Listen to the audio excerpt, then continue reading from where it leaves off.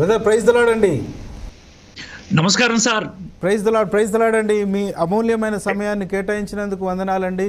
మన ప్రియ మిత్రుడు ప్రవీణ్ పగడాల గారు ఈరోజు మన మధ్యలో లేడు. చాలాసార్లు మీరు ఇద్దరు లైవ్లో మాట్లాడుకుంటున్నప్పుడు ఎంత మీ ఇద్దరి మధ్యలో అన్యోన్యత కనబడేది.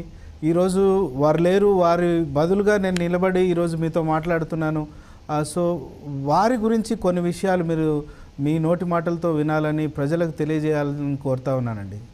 ప్రవీణ్ పగడాల నాకు చాలా మంచి మిత్రుడు అండి. అంటే మంచి మిత్రుడు అనేది చాలా మీనింగ్ఫుల్గా చెప్పాలి అనేది నా తపన. ఏమంటే ఏ పరిస్థితుల్లో అయినా కూడా, ఎలాంటి జటిల పరిస్థితుల్లో అయినా కూడా నవ్వుతూ, లేదే దీని గురించి ఇట్లా చేద్దామే అంటే నాతో అంత అంత ఆప్యాయంగా మాట్లాడతాడు. లేదే ఇట్లాగే మాట్లాడతాడు. అవును, చాలా చూసాను నేను అన్యోన్యత.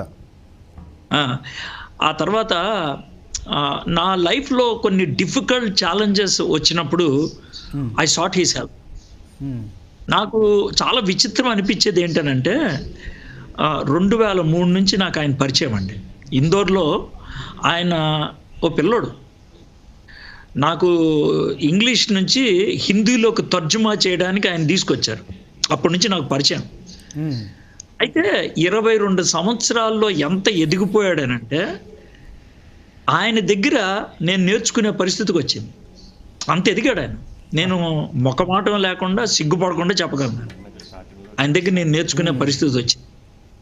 నేను అంతర్వేదపాలెం ఐపీసీ చర్చ్కి ఆయన పిలుస్తున్నామని చెప్తుంటే, ఏమండి ప్రవీణ్ పగడాల గారిని పిలవచ్చా అని అంటే, ఆయన మా గురువు అండి అని అన్నా. ఆయన శామ్యుల్ ఫిన్నీ గారు బాబు నీ గురువు అని చెప్పాడంటే మనం నవ్వాడంట.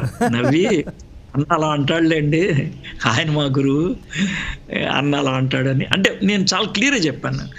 బ్రదర్ మీకు గుర్తుందో లేదు, మీరు నన్ను అడిగారు ఏది రక్షణలో మీరు నాకు టైం ఇవ్వగలరా అంటే, నాకున్న నిరీక్షణతో కమిట్మెంట్ని బట్టి నేను ఇవ్వలేనని మీకు ప్రవీణ్ పగడాలని పరిచయం చేశాను నేను.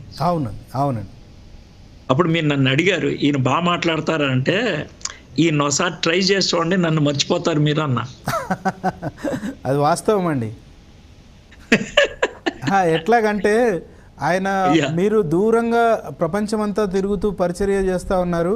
ఆయన ఇక్కడే తిరుగుతూ నాలో అంటే మమ్మల్ని ఎట్లా మోల్డ్ చేశాడంటే, ఇంతసేపు బ్రదర్ చెప్పినట్టుగా ఆయన మమ్మల్ని కూడా ఒక రకంగా తరబీదు చేస్తూ వచ్చాడండి. ఆయన ఓ షేప్ చేశాడు మొత్తానికి.